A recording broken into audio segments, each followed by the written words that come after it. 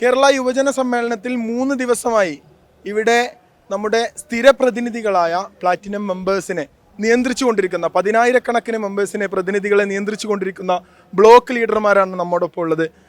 നമ്മോട് ബഹുമാനപ്പെട്ട ചീഫ് അമീർ റഷീദ് മസർ നരിക്കോട് സംസാരിക്കും. അസ്സലാമു അലൈക്കും വറഹ്മത്തുള്ളാഹി. ഈ ഒരു സംഘം സമസ്ത കേരള സുന്നി യുവജന സംഘത്തിൻ്റെ പ്ലാറ്റിനം ഇയർ സമ്മേളനത്തിൻ്റെ ഭാഗമായി കേരള യുവജന സമ്മേളനത്തിന് വേണ്ടി കേരളത്തിൻ്റെ മുഴുവൻ ജില്ലകളിൽ നിന്നും തിരഞ്ഞെടുക്കപ്പെട്ട 10,000 പ്രതിനിധികൾ, ആ പ്രതിനിധികളെ ഇവിടെ 3 ദിവസവും അവർക്ക് നിർദ്ദേശങ്ങളും ആവശ്യമായ എല്ലാ സേവനങ്ങളും ചെയ്ത കർമ്മധീരരായ ലീഡേഴ്സാണ് എൻ്റെ കൂടെയുള്ളത്.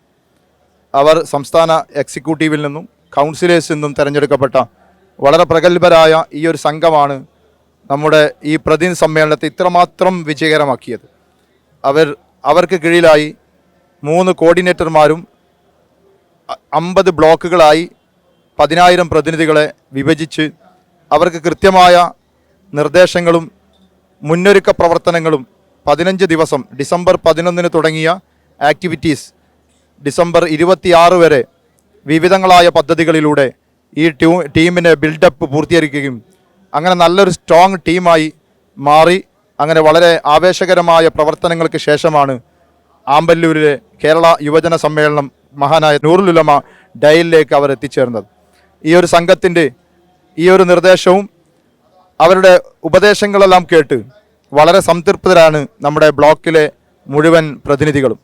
ഇതിനുവേണ്ടി കഠിനാധ്വാനം ചെയ്ത വളരെ ആത്മസമർപ്പണം നടത്തിയ ബ്ലോക്ക് ലീഡേഴ്സിനെ ഈ സമയത്ത് ഞാൻ വളരെ മുക്തകണ്ഠം അഭിനന്ദിക്കുകയാണ്. അള്ളാഹു നമ്മുടെ പ്രവർത്തനങ്ങളൊക്കെ സ്വീകരിക്കട്ടെ.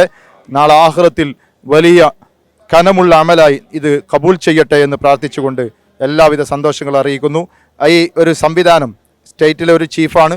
അതിൻ്റെ ഒപ്പം 4 പ്രധാന അമീറുമാർ നമ്മളെ കൂടെയുണ്ട്. ഒന്ന് നാസർ പാണ്ടിക്കാടാണ്, അതുപോലെ റാഷിദ് ബുഖാരി, സൈനുദ്ദീൻ സഖാഫി, ഫക്രുദ്ദീൻ സഖാഫി. ബാക്കിയുള്ള ഈ 50 ബ്ലോക്ക് ലീഡേഴ്സും ജില്ലകളിലെ പ്രധാന ഉത്തരവാദിത്വം നിർവഹിക്കുന്നവരും സ്റ്റേറ്റ് എക്സിക്യൂട്ടീവ് അംഗങ്ങളുമാണ്. അവരുടെ ഈ ഒരു സേവനം കൊണ്ട് വളരെ മനോഹരമായി ഈ പ്രതിനിധി സമ്മേളനത്തെ പൂർത്തീകരിക്കാൻ കഴിഞ്ഞു എന്നത് സന്തോഷം ഒരിക്കൽ കൂടി അറിയിച്ചുകൊണ്ട് അസ്സലാമു അലൈക്കും.